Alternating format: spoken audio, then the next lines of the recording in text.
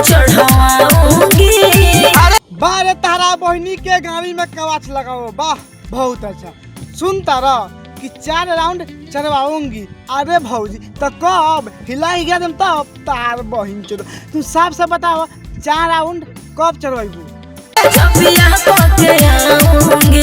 झाट ना छिलबू, तारा बहनी के पटक के दूध पियो ना। सुन तारा भाई लोगन कैसे कहती है यार कि 4 राउंड चढ़वाऊंगी जब ब्याह करके आऊंगी।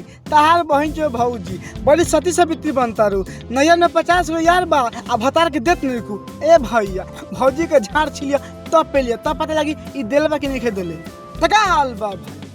आज हम फिर से अप्लाई कर ले बानी, लेकिन बात कर बानी अवधेश सेमी एंड पिया परदेसी के।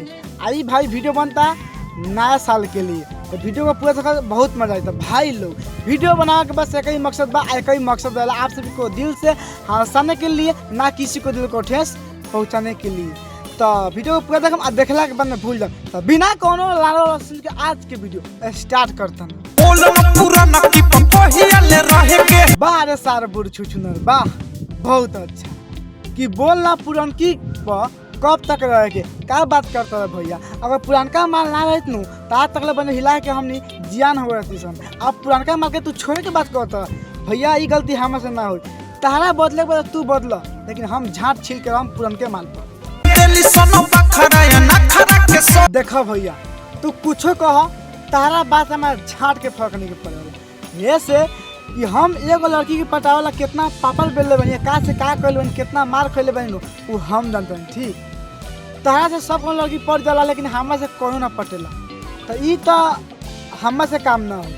तू बदला चाहे झाड़ छिला तो ना छिला, तू कुछ भी करा चाहे गाँव मराओ, हमारा झाड़ के फर्क नहीं पड़ा। लेकिन हमरा के मत सुनाओ, हम कूद के पहले हम 15 हाली आ कम पहले नहीं थी। नया साल मेरे भाई नया माल मार ले। वाह रे भैया भंसरी वाला, वाह बहुत अच्छा। सुन तारा कि नया साल में नया माल मार ले। देख लो भाई लोगन ऐसा के संग लेगा नु लड़की के जिंदगी बर्बाद करके छोड़ देवला। समय बताओ था मैंने वो लड़की जान दिल से एक से प्यार करेला, आई सारा कहता कि ये भाई अब पुरनकी के छोड़ आ नया साल में नया माल मारल जाए। ए भैया हम तो गोर लागत ई काम हमरा से ना हो, तूहे कर।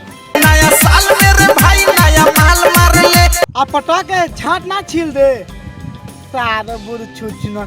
ए भैया ये से मैं कहता हूँ कि ए भाई नया साल में भौजी कल झाट छिड़ल जाए, ये सुन के हम अच्छा लगे। लेकिन नया साल में नया मार ले ई हमरा पसंद नहीं के भैया।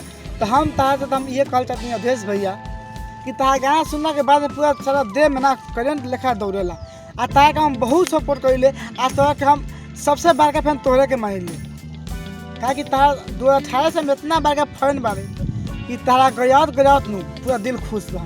नया साल मेरे भाई नया माल मार ले। बस शर्त नहीं बस देखा तेरा भाई ऐसा के संगे दोस्त नु सारा आदमी के डुबा के मुँह कुछ भी कर दो। एगो कितना मेहनत से माल भी पटे नहीं तो कहा था ए भाई ओके छोड़ आ नया साल में नया माल पटा के रह जाओ। ए भैया हम जाते बोला ये गोरी कब आई, बोला ये गोरी कब आई।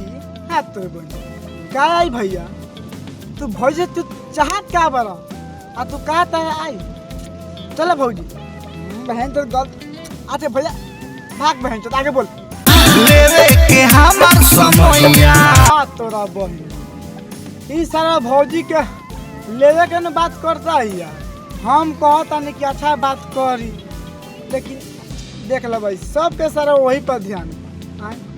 इतना अच्छा मेहरारू मिले सारवा के, इतना अच्छा डांस करता साथ में बा, फिर भी कहता बोला हम कब समय आई लेवे के। तो पहले बियाह कर ना ले, मांग में सुन डाल ना, फिर टंगड़ी उठाई तब पहले